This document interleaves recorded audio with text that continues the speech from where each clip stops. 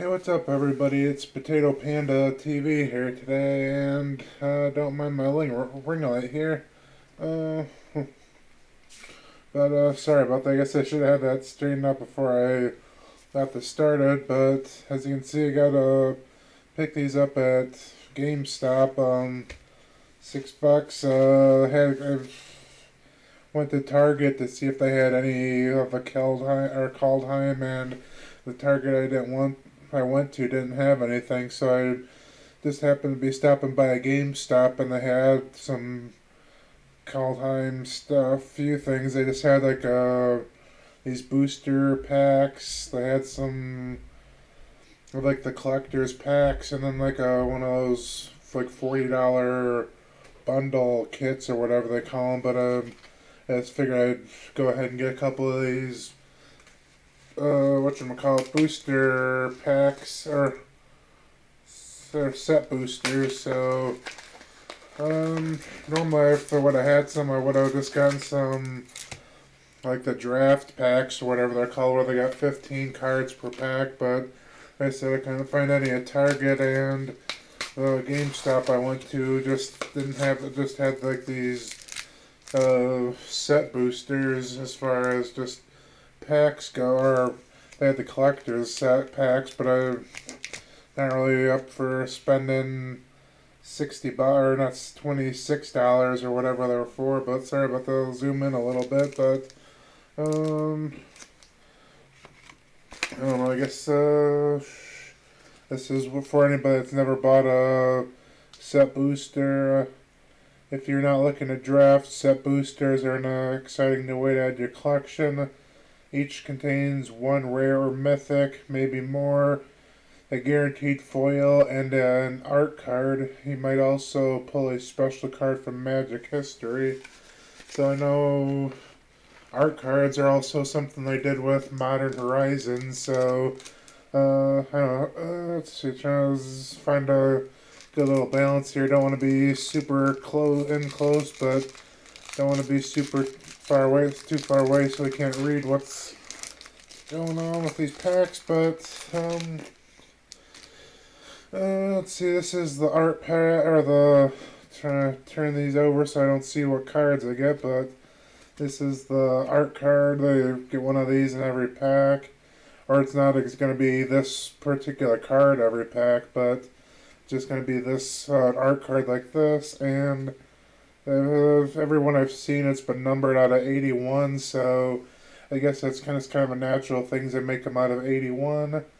And this is Agar the Freezing Flame. It was made by Chris Ran.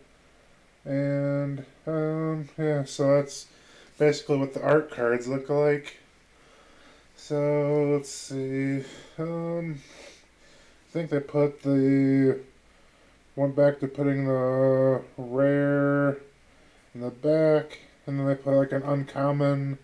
I guess we got at least two, or I got two rares this time.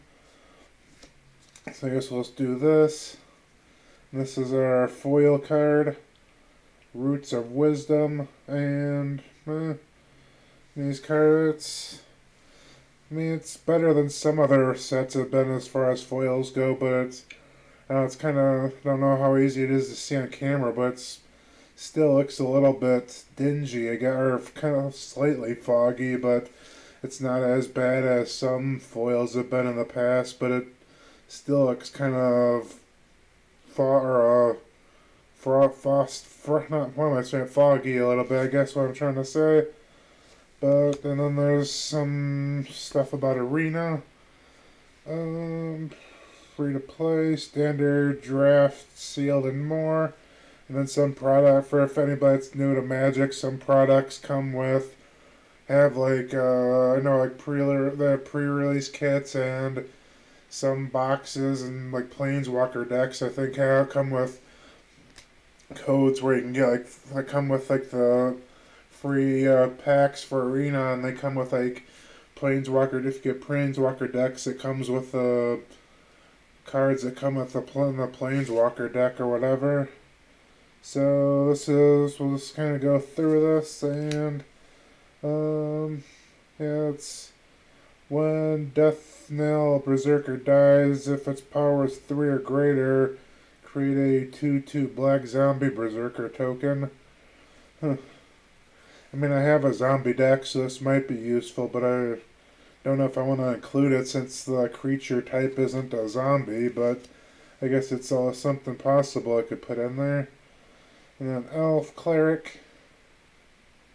Feed the Serpent, so I'm not going to really read each individual ability, but if you can want to kind of read what the abilities are, I'll kind of let you put that up there, so if you want to pause the video and see what some of these like abilities and things are. But seems like seems like I'm getting a lot of like elves or not really necessarily elf clerics, but a lot of elves or clerics. And you choose one when it enters the battlefield. Another elf cleric. And a spirit. This is our first rare.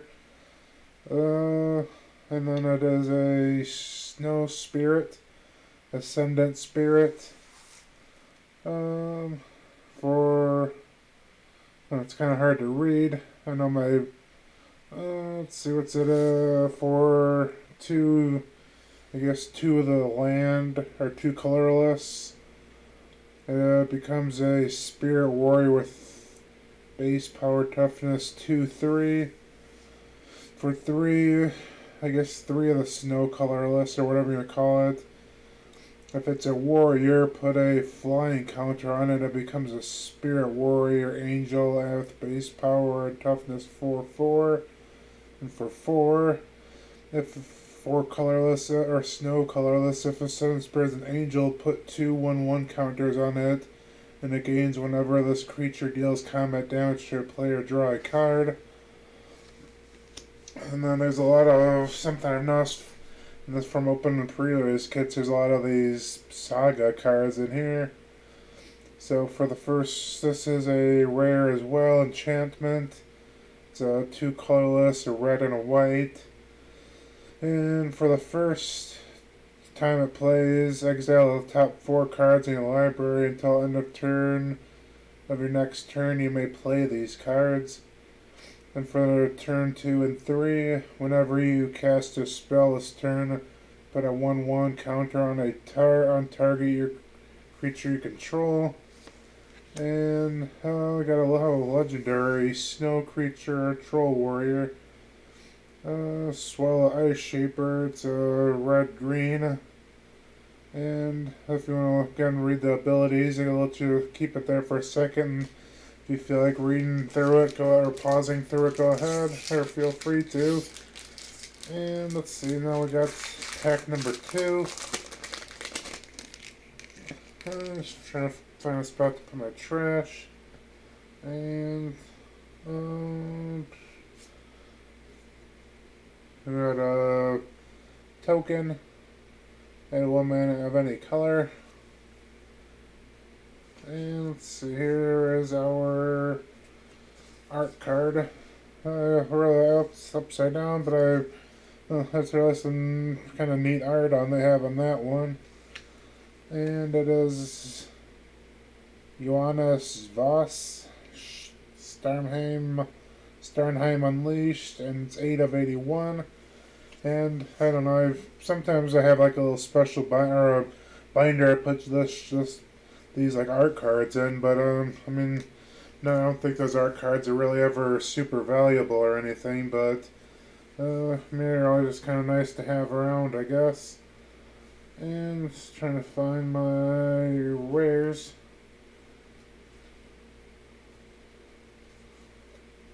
Oh, do they even put any rares in here? I got a common,